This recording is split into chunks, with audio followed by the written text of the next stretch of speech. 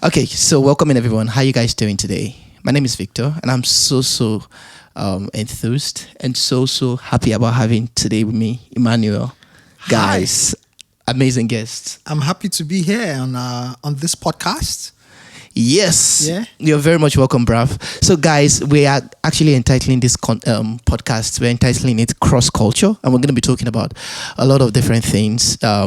How the cross intersects with the culture of the world. Like, we're literally going to be reacting to maybe trending issues, for instance, or things that happen during the week or during the month. And we're going to be bringing some sort of scriptural perspective to it and just sharing our minds with you guys. Yeah, essentially talking about giving practical reality, practical life to the Christian faith in contemporary times. Yeah, right. Yeah. Right. It's a fun ride. Yeah, definitely. So you guys get ready. It's going to be amazing. So if you're just joining, definitely welcome. Feel free to subscribe so that you can get updated whenever we drop more contents, right? Today we're going to be talking about something quite interesting, like really interesting. And it's about oversharing in relationship. Yeah. And it's surprising that we are talking about this because we are two single men. Yeah, I mean, why quite interesting. Why are you single? I've taken a vow of celibacy. Well, I mean, I'd absolutely love to be married, and I think it's a beautiful thing to be married. I have lots of friends that are married. I know lots of people who have beautiful marriages. Because, like, contrary to what's on social media these days, a lot of people think that marriage is no longer working or something like that. In my opinion, I think most of the marriages that I know about, at least, they're working, and it's quite a beautiful thing. But if we are talking about the cross, right? The cross of Jesus. Right. Remember Paul was talking about the Christian faith. His recommendation. Don't go there. His recommendation was that I would wish that all of you were like me. No, and I think there. that we have to set an example to the Christian community and maybe just take a vow of celibacy and say, you know what, brethren, or maybe we should even convince people why they should not get married. Okay, like Paul would say. Like Paul. Paul was like, you know what, guys? I wish you all can be like me. Just be like me. Let's all be single. I mean, there's no marriage in heaven. So just be like me, don't get married. Yeah. Like I'm Paul. So this is Paul literally saying, see, guys, if it's left to me, I'm literally telling you guys, don't get married. Don't get married. Like, forget about marriage. But it's surprising Paul said that because he was never married. Probably he heard about what was happening in people's marriages. I was like, you know what? After reading the letters. To think that even before he gave his life to Christ, like he wasn't married. It wasn't like he could have gotten married before he gave his life to Christ. So I'm trying to understand what his reasons were. Because in my opinion, I feel like, of course, obviously, it wasn't for apostolic reasons because at the time he didn't have a call when he was still Saul before he became Paul. Although that's a debatable thing. The whole concept of Saul and Paul, like Saul and Paul had always been his name. Saul is his Greek name. Okay. Yeah, and then Paul is his really? Roman name. Yes. I'm just knowing that. The both are actually his names. So he was not like was one Saul who later became Paul. Because that was what we're told while growing up. Yes, although like if you look at it from scriptures, Saul was often used before his conversion. So after his conversion, Paul was mostly used. But both were his names at birth. So it's not as though he took on a new name. No, he was a Roman citizen. I never knew that. He was both Jew and Roman. He was a Roman citizen. Oh, yeah, he was. I know about this. Yeah, so his Greek name is or is it the Jewish name? The Jewish name is Saul. Yeah, obviously from King Saul in the Bible.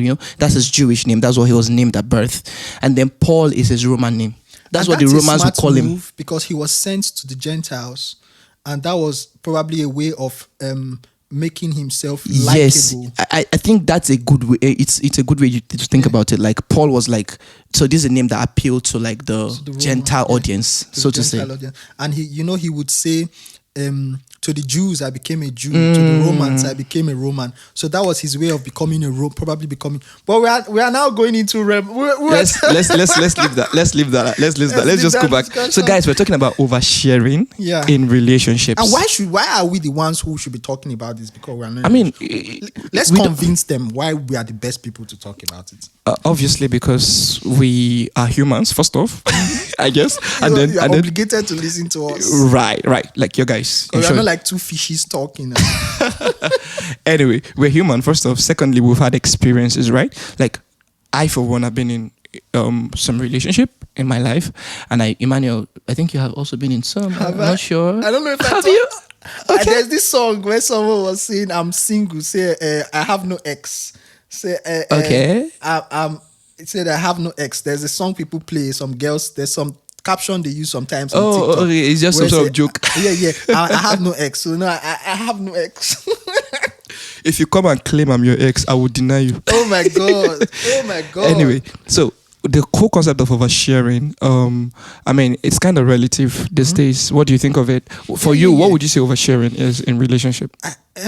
I think starting off with relationships in regards to oversharing is a good way to talk about oversharing in general. Okay. Because I find that social media has become a platform where people almost drone out their private lives, talk about their private lives to a public audience who is unforgiving most of the time. Yeah. So starting off with relationships, because relationships are like the most obvious platform by which people express themselves or talk about their own private life. So it's a good way. But I think oversharing is a problem in general when we talk about social media. On Twitter, you see people talking about their private lives, about private experiences. And it's good to also talk about this in relation to the Christian community. Okay. Because Paul was saying in Philippians chapter 4 verse 5, he said, "Let your moderation be known to all. Be known to all men." Yes, sir. The Lord is at hand. So I think we just need to, people need to know where to stop. Okay. Like they need wisdom to know, these are the things that the public does not need to know about you. Okay. Or these are the things that people can't know about you in order to celebrate with you or to celebrate you. But hey, guys, this is where you should stop. So I think the crux of the matter is now what do we consider private? Do you understand? What is, because I think that is, in my opinion, I feel like it's relative already. For some people, there are some things they consider private. For other people, like there are some things they feel like it's not really private. So I get what you mean. It's so what is there, like some sort of objective truth? Yeah, it's subjective, exactly. For everybody, Yeah. Are we talking about everybody in general or Christians? How should Christians behave? Yes. So we're definitely, like we said online from the start, this cross culture, and we're looking at things from a Christian perspective, right? So where does the cross intersect with culture? Exactly. Because we do not allow the world to define what we do as believers, or we don't allow people of the world to define what we do. It's Jesus and the Word. German for exactly, right? Yeah, exactly. Okay. So let's quickly talk about why people overshare, right? Like, what are the reasons? What are some of the reasons why personally you have seen that people overshare private information or what you would consider private about themselves online? So I'll start with a story. Okay. I like stories. Yeah. So, on my WhatsApp, I'm sure a lot of us use WhatsApp. I had this contact lady who had suffered a heartbreak, and every day she would share about this person she had suffered a heartbreak with. Because obviously in the relationship she was open and everybody knew she was with this person. They would take pictures, put it. And I think a lot of people share from a place of hurt, because she would share about, she hates this person, about how much she hates this guy. Wow. Before they break up, this guy was a saint. He was the best man in the world. He was the most lovable guy. He was the sweetest guy. Lovey-dovey. In fact, I would see everything that she post. I'm like, oh my God, I have a long way to go. I have a lot to learn.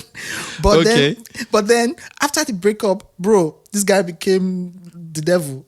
Wow. She would post the worst, the most vile things about the same guy. And I'm wondering, hello, what? Why did you change your call? What happened? What happened? Like all of a sudden, like this is the absolute love of your life. LOML. Your knight in shining armor. Your Prince Charming. And then he's become the worst person in the world. So I think people share from a place of hurt, probably. You know how they say that a problem half shared is half solved. They expect that when they share, they can get the comfort that they need, or they can get feedback from their audience. So people share in order to get feedback and some sort of comfort or affirmation. They want people to affirm that what they are saying is true, and I agree. And then that kind of makes them feel better. And that makes them feel better. Yeah, but I mean, it also depends on who your audience is. For instance, if you're sharing, say, for instance, on what's your WhatsApp status, and you're absolutely sure that everybody that you have their number saved on your WhatsApp, they're like people who are mature. Maybe they are your family members or people. trusted friends. I think that's not oversharing in a way, especially if you're not overly being negative. Do you get? But like if you're coming on to put something on Instagram, for instance, everybody, you can't really determine the audience. But I mean, there are private settings for that. People have private settings on like Instagram Twitter as well. and Instagram, where the people, their friends or people on their friends list are only people who they are familiar with, so they can limit what reaches that audience. But I would say one should just be careful about what they share online. Right? Do not share from a place of hurt. Or anger. Do not share because you want to get affirmation from the next person. And I feel that is what a lot of people do. They want affirmation, they want a lot of acceptance, or they want celebration. And it's not essentially always a bad thing. I think it's human nature. Yes, we all want some sort of acceptance to feel like we're not crazy. Like we're not actually crazy. Yeah. There was something that happened to me where there was somebody I was talking to. Okay. A lady. Okay. And she did something wild, totally wild. Wow. Which I was not sure was wild because we had not started dating. Wow. But it was wild enough for me to think that, okay, maybe I should call my friends and get feedback. Is this normal? Is this normal? So I had to call before I took any action. I had to call, because Proverbs says in the multitude of counselors, there is safety. So I felt, okay, let me not do anything rash. Let me not say, okay, this person is crazy. Maybe this is a logical thing to do. So I had to call them and I'm like, bro, this person did this. Is this normal? Or if I ask this way, am I the abnormal one? And I'm like, no, that's crazy. What she did was crazy. And I said, okay, maybe like there's nothing normal about this. Yeah, maybe my friend is saying this because it's a guy. So I called my other female, my other friend, a female, to get another opinion from a female to know, okay, maybe this is crazy or not. And she's like, no, bro, that thing that lady did there was is crazy. nothing normal so about that. Okay, that. I'm safe.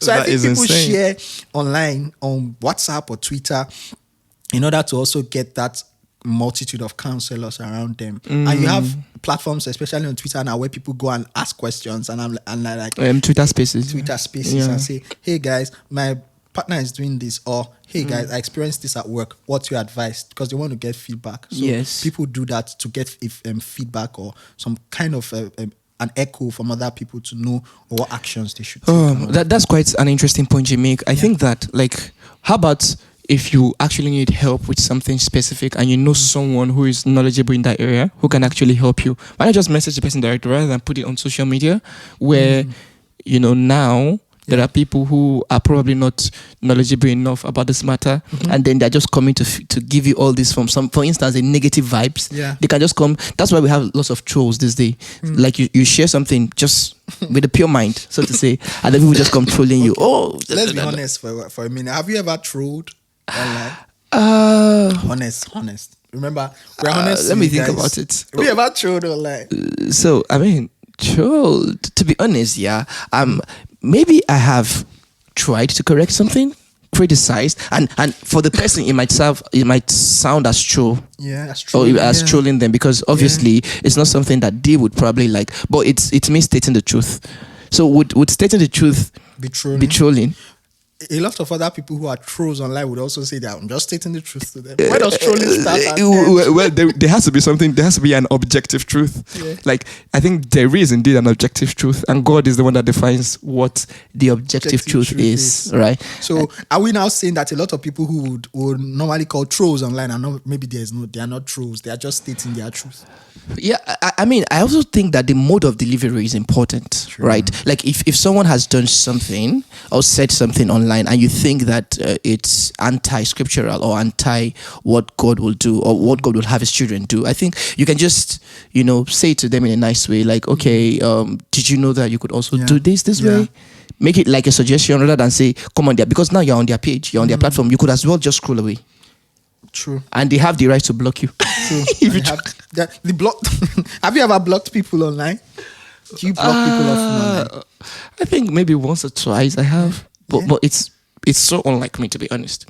I'm more like the kind of person, like, if you troll me or if you drop negative comment, I'll just, like, for me, I'll just leave you, like, I want you to keep saying more of me every other time I come out. Like, you see, he sets a table before me in the presence of my enemies. Well, I honestly, I like to I like to blow. I'm just like, you know what? If I can't handle this person anymore, I don't want to see them. I don't want them in my space.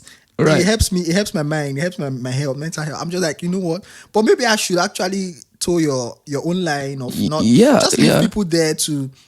But I mean, why? I mean, I don't people's words don't get to me. I don't know. I don't know why. Is it that I've developed some sort of thick skin to it that their words don't get to me, or is it just my personality from the scratch? Like, I don't know. And I'm not saying that those who block, that they're saying, of course, obviously there's nothing wrong with it. If you feel like someone is giving negative vibes on your page, block them. But what's the cross-cultural perspective on this? What would Jesus do? What would Jesus do? If people are trolling your page and you've just posted something, because now I think now there's this culture where we're saying be open. If you're having, for instance, mental health crisis or you're depressed or something, just like talk about it rather than keeping everything to yourself. Like, it's better to talk about things now. At least that's what we are now encouraging, that people should open up. And now if people are opening up and then they're getting all this negative comment and all negative feedback, it can be discouraging and stuff. But I think there's some sort of balance to it. Right, it's not really bad to be open about some things. If for instance, within your immediate environment, you can't get help, like the circle of people you know, there's really nobody capable of helping you. For instance, or maybe those that can are not willing to, or they're not available at the time. Then it's fine. You can just talk about it online. Because what I've come to say is, a lot of people talk about these things online not because they really need help. They just want to. A lot of things that people talk about online is just to show off. That's what I've noticed. Not really.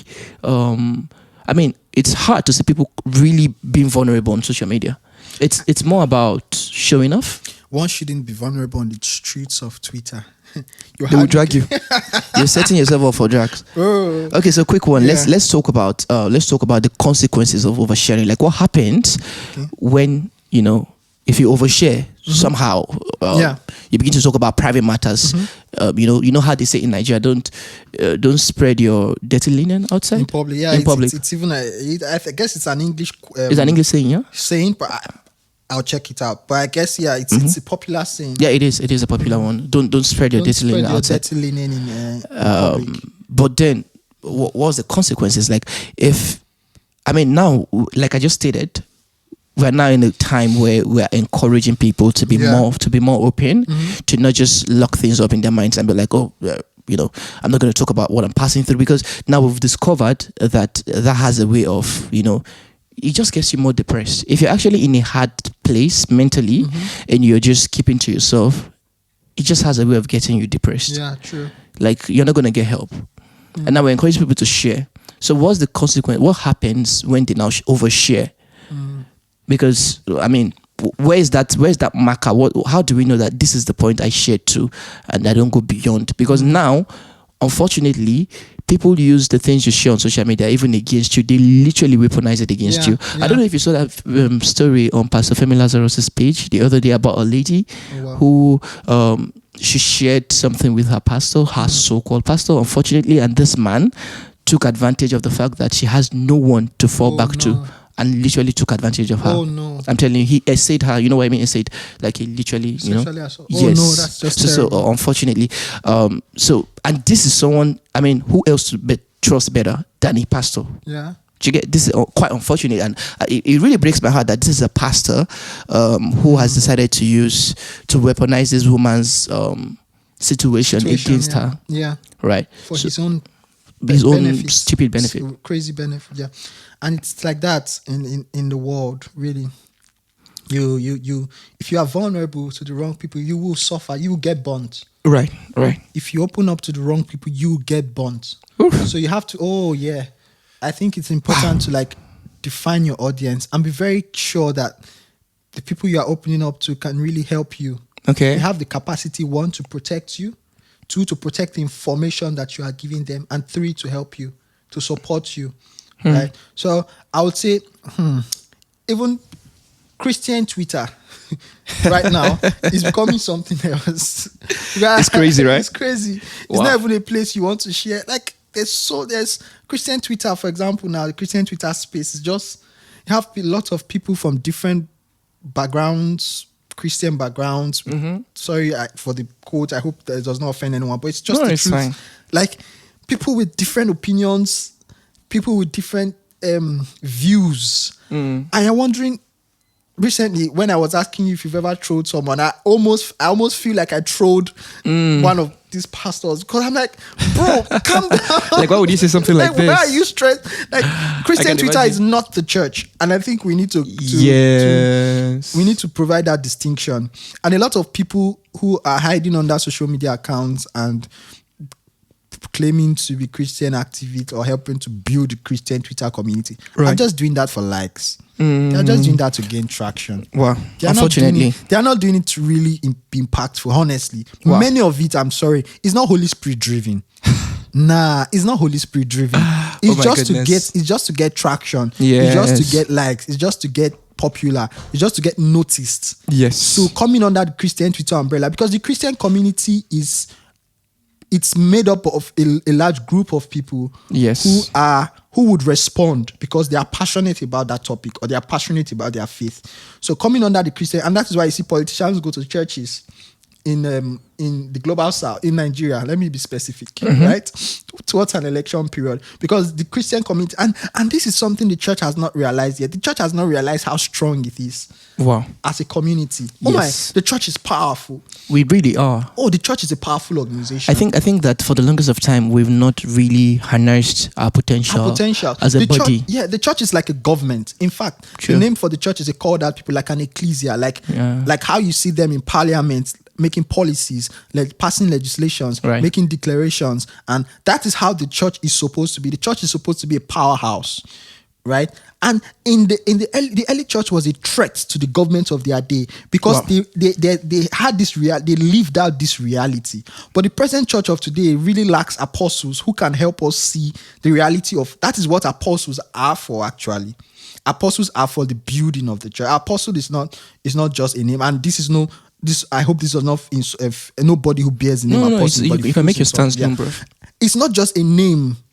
It's a life. You can know an apostle by their works. Like Paul said, prove my apostleship. Said there are some who call themselves apostles. They are not apostles. Wow. So when one calls himself an apostle, it means that you are not just sent, because people say, oh, an apostle is the sent one. No. It means you are building, you are a builder, and you are helping other gifts express themselves in the body.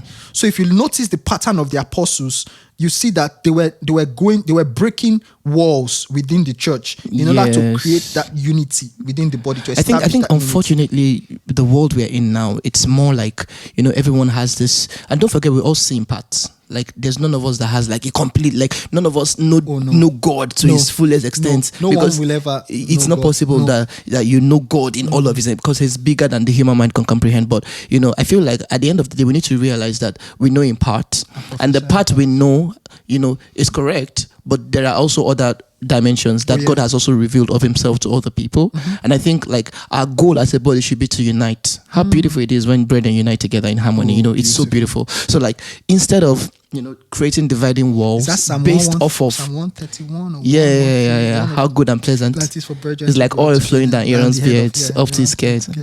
Such a beautiful one. The scripture says, and it was there that the Lord commanded the blessings. So I think what we are lacking in church, why we are praying for this revival. Oh my God, revive your church and revive your church.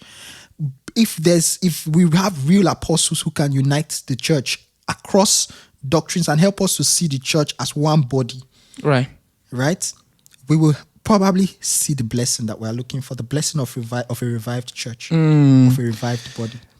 Okay. Is this how we? What were we talking about? We're actually talking about the consequences. So basically, like you rightly stated earlier, one of it, and I'll just buttress that point about when you're vulnerable on social media. One of the things that can happen is that then people can take advantage of you, and you rightly stated that point. I think it's one that it requires God's grace. Sometimes, even though you want to seek help, you really need to like ask for God's leading. Right, like you need help, but Lord, just like after Paul gave his life to Christ, God, he got the word of prophecy to go to Ananias, and what's his name? Was it Peter? Who came for him? It was a prophet Ananias. Ananias, yeah. I know God. He had to go somewhere to get helped, literally to get taught the word and all of that. At the house of is it Peter? He stayed in someone's house. Yes, for some time. I think it was Peter. maybe Peter. And then Ananias taught him or something. Go to the house of Peter the Tanner or something like that. Yes, exactly. So I think it was Ananias that came first. I mean, the point is he needed someone to guide him, and God literally led him to the right person, right? So like I think it's important that even though yes we need help, it's important that we open up to God first off, because He's the only one that can actually help us. True. You get, and then we like let Him lead us to the person that can actually tell us something that can actually, the right word. There is a word that is fitting for every situation and for every person. Yeah. And that word is in the mouth of somebody specific, and, just let God lead you, and you know the person to open up to. I think that it actually should be okay if the world were an ideal world, which unfortunately is not, to share. Unfortunately, I mean, if people have, for instance, mental health crisis, they should be able to just say it on their WhatsApp status, for instance. People are so unkind. You don't want to do that. Exactly. That's that. And unfortunately, I don't know if you heard this story during the whole NSAS period in Nigeria, or was it after the NSAS period? Actually, there was a story of a lady who was on a train, and there were some headsmen. I don't know if they were like marauders, let me call them night marauders, who were shooting at the train. And there was a doctor in the train, a lady who put on Twitter that I just got shot. It happened. I don't know if you follow that story. That's insane. Did you hear the story? No, I didn't quite. It was on Twitter. She put on Twitter, I just got shot. Please pray for me. Wow. Because I think what happened was that these guys, it happened in the north, these guys went to a train and were shooting at the people in the train. I think the train was moving from Kaduna. I don't know where. And then... And she literally got shot. Yeah, she got shot and put on Twitter, I just got shot, please pray for me. And some people in the comment section were like, nah lie, how we say it in Nigeria. Like you're shot and you're messaging. You're lying and you're messaging. People were doing that. You're on Twitter. Oh my God, that's you're lying. That's you're pathetic. Lying. It's a lie. And some other people were like, die there. Wow. I'm like, that is crazy. People are, and imagine someone seeing that as the last thing. Oh my they God. close their eyes to the other side of it. Oh my God. This is someone... seeing the vileness and the darkness and depravity in other people's hearts. Yes. This is someone who was reaching out for kindness, reaching out for prayer, reaching out for comfort, because that is the only thing they knew to do. At the time. At the time. Like, oh my God, I just got shot. I'm traveling. I didn't hurt anybody. Nobody is looking for me. And I just entered this unfortunate situation. And I mean, what better place in that kind of situation? That is not even oversharing, because now this is like they're literally stuck, maybe in some sort of bush or something, and now they literally need help or something. And on such a social media space like that, they can probably get someone who is around or something like that, based off of the location that is displayed and everything, and get help. I mean, that was what she was hoping to do, to get. Probably. Yes. And probably some things are not oversharing online. So probably if you're in a very difficult situation, it should be okay. It's an emergency. It's okay to go online and say, hey guys, I'm in an emergency. Like I saw online, a guy went to a bank to like get to confront the bank that his money kept disappearing from his account in Nigeria. And then the security guys in the bank bundled him. Wow. And we're taking him to a prison. That's why? Because it's Nigeria. That is crazy, man. It's Nigeria. I pray Nigeria never happens to any one of us. That's crazy. And we're taking him to a prison. And he was online going, hey guys, I don't know what's happening right now. I just came to ask about my account, and they are taking me to prison for making inquiries about why money keeps leaving my account. I've been hearing stories about that happening in Nigeria. That is crazy. So, my God. Yeah. So I think maybe some things are not oversharing. Maybe if you need help, it's an emergency and you need help, you can share. But if it's something that you know that is not the right audience and you just feel weak, or you just really need someone to reaffirm something to you or to comfort you, maybe social media is not the best place. Okay, we'll leave it. What do you guys think? Because for everybody, and like we already said, what is private for A is probably not private for B. Okay, so I'll ask this direct question. What do you think about a man posting his woman on social media, or a woman posting his man, or posting her man rather on social media? I mean, what do you think about that? Two single men. Are we dreaming? Are we thinking about? We're not gonna remain single forever, bro. At some point, we're trusting God for a miracle. What if God tells you, Moses, Victor. Yes, post. I have called you to do what? To be celibate for life, an apostle unto the nations. Yeah. Moses, Victor. Oh, wow. Be consecrated. Consecrate yourself. And these are the things you must do. 1, you must never marry. 2, you must never chew gum. Oh my 3, God. you must never chew cola nut. 4, you must never take carbonated drinks. No, I don't take carbonated. I don't take cola nuts and stuff. Oh, you see, you're already. So I'm ready for the condition. I just set a trap for you. Please don't let it go from your ears, from your mouth to the Lord's ears. Please, I actually desire to get married. Lord, you see my heart. I know you have a beautiful, amazing daughter for me out there. Why do you want to marry? Let's say when people say they want to marry, why do you want to marry? I think that's a question we need to ask ourselves at some point. Yeah, but before we get there, you answer this question. What do you think? Should a man post his woman on his, for instance, WhatsApp status, or a woman post her man? Like, for you personally, what's your opinion? What's your take on that? I also think it's a subjective thing. People do what they like. What is your take? I think personally, my take is would you appreciate it? Personally, would you like it if your woman people have posts different you? love languages, but for me, I like my happiness is very private to me. I don't need to demonstrate it to an echo chamber to get responses from them, to feel loved validation or validated. Yeah. But I hope nobody feels judged by what I'm saying, because I know some people do not do it for that motive. People just do it because it's a way of, some people do it because it's a way of showing how much they appreciate their partner. But for me, if you do it, you don't put me on your status. If I know you love me, okay, between you and I know you love me, and you know I love you, and we are certain about how we feel for each other. Wow. I think those are just surplusages. It's not a determinant for how steady and stable the relationship our works love out. is. Yeah. But I've known of cases of people who do not post their partners online because they are double dating and triple dating. Yeah. So I think we need to clear that one. It's if I already have cold feet about you, right? Like I'm already having trust issues. Like I'm feeling like, why are you not posting me? Oh yeah.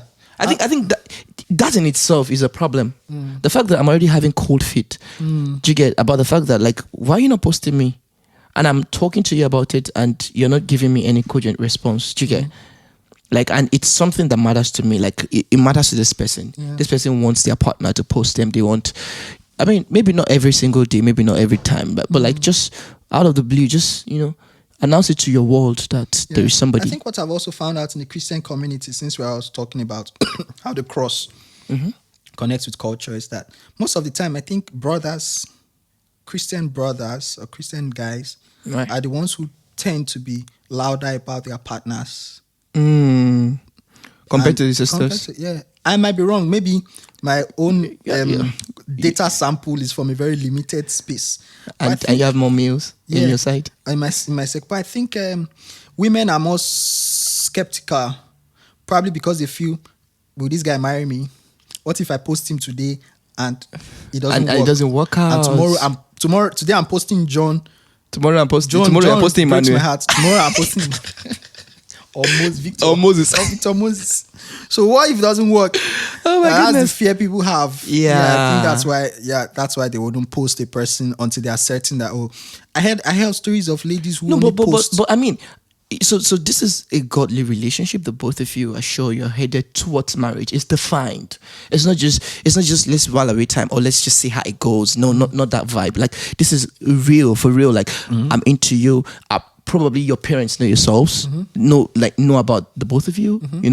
You've met her parents have met you, and stuff like that. She's met your parents and stuff like that. And like you both know that you're actually dating to get married, right? Like you're engaged literally. I mean, in that case, don't you think it's okay that, I feel like it's the barest minimum, especially if it matters to one partner. That they post them. Some people will still not post you, especially women, until you have put a ring. Until the wedding. I heard of a story of. I think we need to ask the women. Wait. If you're a woman here watching this, maybe we should have a woman on this podcast someday. Hopefully, we get to host soon. Wait, we need to ask the women. Tell us in the comments, what do you guys think? Yeah, like, because do you, for you personally as a woman, what are the reasons why women sometimes are skeptical or they are kind of reluctant, and they just draw back when it comes to posting their man or talking about their man, or just out of the blues just posting? I think this is not for everybody, but there indeed are quite a number of women who. Oh yeah, and I heard of a story. I was going to tell you of a story of a lady who with this guy. They've been dating for years. Okay. And they got engaged. The guy was excited, called all his friends, like, yeah, we're getting married. I'm getting married, guys. Finally, I'm getting married. I'm serious about this girl. I'm getting married. And she didn't post anything about it until the wedding day. The first time she ever showed the public. People outside her immediate space. Wow. The person she was with was on her wedding day. And I think some people are also scared about posting partners because they have this fear that what if somebody takes my partner away from me? That's already giving insecurity. I mean, is it insecurity or is it wisdom? Okay. What if it happens? What if they take your partner out? I think if your partner is stolen because you posted them on social media, they would have still. He was never your partner. Exactly. Or you could also say like they would have been stolen either ways, whether you post them or not. Whether you posted him or not. You get, because like already if you're even having that kind of doubt. So here's my concern. See, the action is not so much of a problem for me compared to the motive behind it. The motive. Like, why do you feel like if you post this person, like there are chances that someone else will see them and then you're gonna lose them or something? If you're already having that fear, if you have that fear, then check that relationship. Exactly, because like perfect love casts out fear. Like you should just feel safe. You should feel secure. No need to put up a front that is not there. Just okay. This is quite an interesting that's one. That's a table you've shaken there. That's quite table. Okay. I just made many people realize that maybe they didn't have perfect love. So ask yourself some honest question, guys. Like, if you're in a relationship with somebody and you're having cold feet, you're having doubt, talk about it. Talk about your doubts. I think this is an important one that we need to stress. I feel like a lot of people do not actually communicate enough in their relationship, right? And that kind of brings about, it kind of fuels the doubts that they have already in their minds, because now they're not talking about their concerns with this partner. So your partner is doing something, whatever it is, and you feel like that thing is not something you'd like, but you're not telling them you don't like it, and they keep doing it. Yeah. I mean, how are they supposed to magically know? I think this is more common with ladies. Like, ladies just assume that you should know that. I mean, you should know. Like, men like it that, just be direct. Say to us. Tell us what it is that you don't like, and then hopefully it changes for the better. Yeah, I mean, it's sad really when you think about it. And it's I know of a couple, I heard of a couple who were dating, and the guy is really loud about his partner. Okay. And he would want the same treatment from his partner. Oh, wow, be loud about me too. And if it's something both parties want, why not? If it's what you want, really, okay. Yeah, but she never posts the guy anywhere. She never celebrates the guy anywhere. But she tells him, no, I don't need to do all of that to prove that I love you. But he's just like, okay, just do it. Because but it matters to him. I think this is where we need to talk about love language a little bit. Like, if you're communicating love to your partner in a language they don't understand. Do you believe in all that stuff first? I think it's from a book by Chapman. Gary Chapman. Yeah. It's I think some people say their love language is Christ. Are they being too spiritual? A bit. I don't. Maybe we need to call them to come and explain what they mean by that. But here's what I think. Right. I mean, Gary Chapman, it was just an attempt to try to explain generally, from a very general point of view, what people consider love, right? I don't think that his whole attempt at listing out those 5 love languages is not conclusive. It's not like, oh, this is like everything has to be either of these 5 or something. Like, there are definitely things that he probably did not talk about in those 5 love languages. But I mean, and for everybody it's different, right? For instance, when he talks of words of affirmation, it means different things to different people. It's just like an umbrella term that can mean a whole lot of things. So some people, they don't necessarily need somebody to tell them, oh, you are great, you are beautiful, or something like that. Maybe what they just need is somebody. So, words of affirmation, it kind of covers everything that has to do with communication. All right, listening and communicating in the right way that your partner understands, right? So, like, talking to your partner in a way that they consider friendly and reasonable, right? Because some people, when you talk to them with a certain tone, they kind of feel like you're talking down on them or something like that. So you have to be careful about it. Yeah, so you have to be sure that you're communicating to your partner in a way that they sense as love, and not that you're trying to talk them down, or just water them down and just Well, could it also be that the person who feels you are talking down on them also has insecurities that they also need to deal with?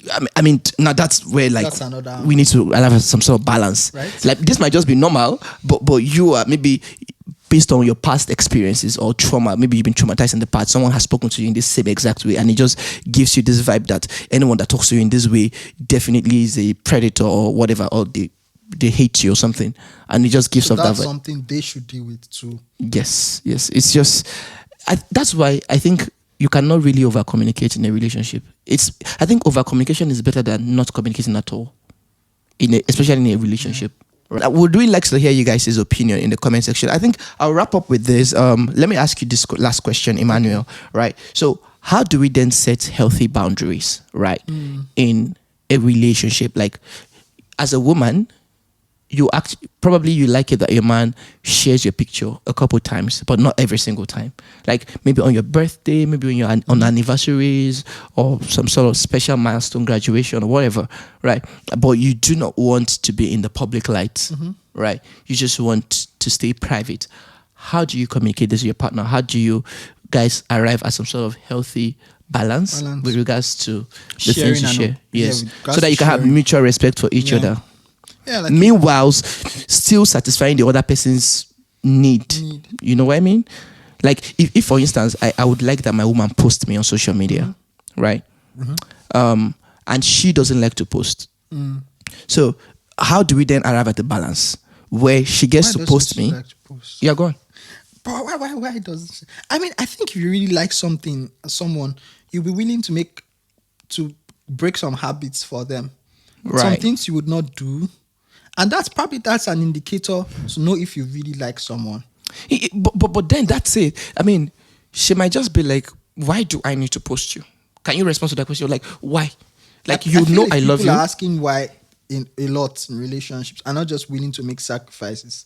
Maybe, are you sure you like that you really love that person enough? Because now they feel like, you want me to post you? Fine. But you don't respect my opinion. You want me to respect your opinion, but you don't respect my opinion. My opinion is I want us to stay private and all of those stuff. So how do you balance that? Because when people are having those many discussions, I feel in communication is good in relationships, but this is my opinion that when we have to talk too much about issues, it's just an indicator that maybe our love is waning. Because if I really like, and I might be wrong, right? If I have to be be rigid about things all the time, things that I can easily bend, right? Things I can bend about and not lose anything. It's something I can do. It seems that way to you at least. Okay. But maybe not to your partner. So that's the thing. Because, differences in perspective. Exactly. This thing is just like, it's always about, the way, for instance, women think, men, it's different from how women think. There's this book, Men Are From Mars and Women Are From Venus. Yeah, we should read those books as single men to help us. Yes. I think it's a good one. Maybe God would visit us. Because, like the amazing part is to even think that men and women, we are the same, like biologically we are classified as the same species is mind blowing, because we are totally different, man. Like, even if a man is dug up from the grave after 100 years or something, we can tell from their bones that they're a man. Like, we are totally different from a woman in every way. Yeah. Even down to our bones and everything. We're totally different to a woman. So like, it feels to me like men and women, like it's like two different species of people trying to be together. Yeah. So to the question, that's crazy when you think about it. It is crazy. Crazy. Yeah. Let's try to wrap it up on this point that, maintaining healthy balance. I don't know how we have to arrive at that balance, but I think communication will be important. Yeah. Communication is important, but sometimes if you have to communicate too much about a thing to arrive at where you have to constantly talk about a thing, it kind of becomes nagging. It kind of becomes tiresome. And if you have to do that all the time, then it's just an indicator that maybe both you or the other person or both of you should check if it's working. Because if you want me to post you, I like you, you won't have to ask me too much. Okay, I would break that. I would be able to break down that.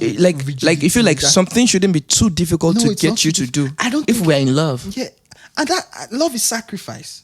In fact, as an indicator that I love you, I would do things I would normally not want to do. Yes. The Bible tells us that he loved us so much that he gave a sacrifice. He would not give his son. He loved his son. God loved his son, right? He would not give his son on a normal day. But he loved us so much that, you know what? He's just like, it's easy for me to do because I like this person. I will post them. But if you are insecure and you're like, no, this is who I am, then maybe you should check if you really like that. If you really like that person and define what you feel for that person. Okay, guys, we'll have to stop here. Join us for the next episode. It's going to be amazing. And Emmanuel, it was really good talking to you today. It was great about this. Like, I cannot wait. Guys, you guys need to check the next episode. But we want to hear your thoughts in the comment section. What do you guys think about sharing in a relationship on social media? Is it what is too much for you? Would like to hear your thoughts, and then hopefully we'll be responding to some of your questions or comments that you have in the comment section. God bless you, and we'll see you in the next episode. Emmanuel, want to say? Yeah. This is a cross culture where we talk about where the cross meets culture. Yes, culture from a Christian perspective. How should we respond in a practical way, in a Christian way, to the world around us? So please join us on our subsequent episodes. Don't forget to like and hit the subscribe button. Yes, and definitely share. God bless you. God bless you. Okay, see you guys in the next episode. Peace. My identity.